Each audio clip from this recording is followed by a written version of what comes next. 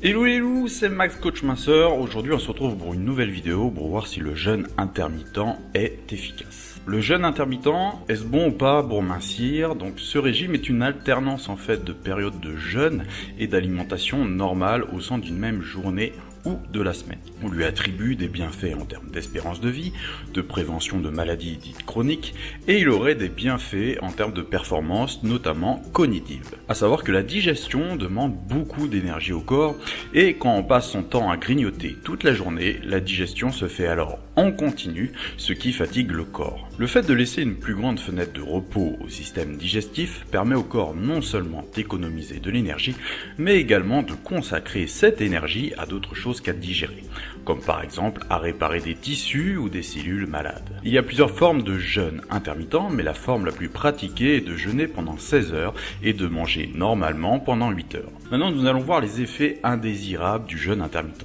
Donc un jeûne intermittent est associé à plusieurs effets indésirables possibles, comme la déshydratation, une irritabilité accrue, une somnolence diurne et des difficultés d'endormissement.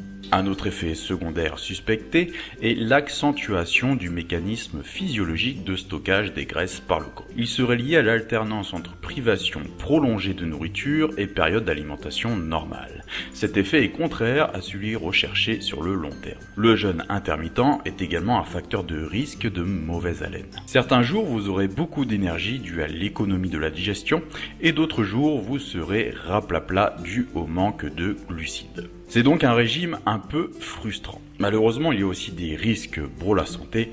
Le jeûne intermittent fait l'objet de plusieurs mises en garde de la part de nombreux médecins. Il peut en effet entraîner une fonte de la masse musculaire et être dangereux pour les personnes souffrant de pathologies cardiaques. En sachant que le muscle permet de brûler plus de calories au repos, un corps moins tonique fera qu'on stockera plus de graisse en absorbant exactement les mêmes aliments et les mêmes quantités qu'avant. Selon d'autres spécialistes, ce type de régime peut induire un déséquilibre du comportement alimentaire.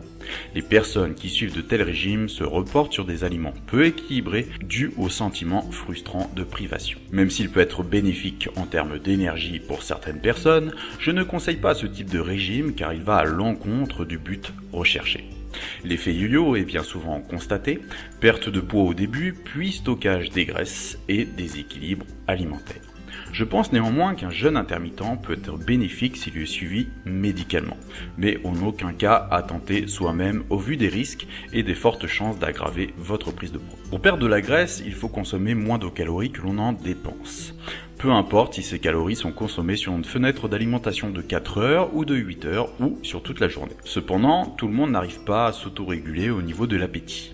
Il est possible de trop manger pendant les quelques heures d'une fenêtre d'alimentation, aussi courte soit-elle. De manière anecdotique, il arrive même que certaines personnes mangent toutes leurs calories quotidiennes en moins d'une heure. Cela peut représenter un danger pour les personnes ayant souffert par le passé de troubles de l'alimentation. En effet, il est facile de manger n'importe quoi, tant que cela correspond à l'objectif journalier de calories et de macronutriments. Donc, vous êtes exactement ce que vous mangez, essayez de manger sain le plus possible. Bien sûr, il ne faut pas trop se priver. Vous l'aurez compris, je ne conseille pas spécifiquement ce type de régime qui est pour moi bien trop dangereux. Voilà, je vous dis à bientôt pour une prochaine vidéo. N'hésitez pas à faire un tour sur mon site fatatacoaching.info. Je vous mets le lien en bas de la vidéo. Et je vous dis à bientôt pour une prochaine vidéo. C'était Max Coach Minceur. Bye.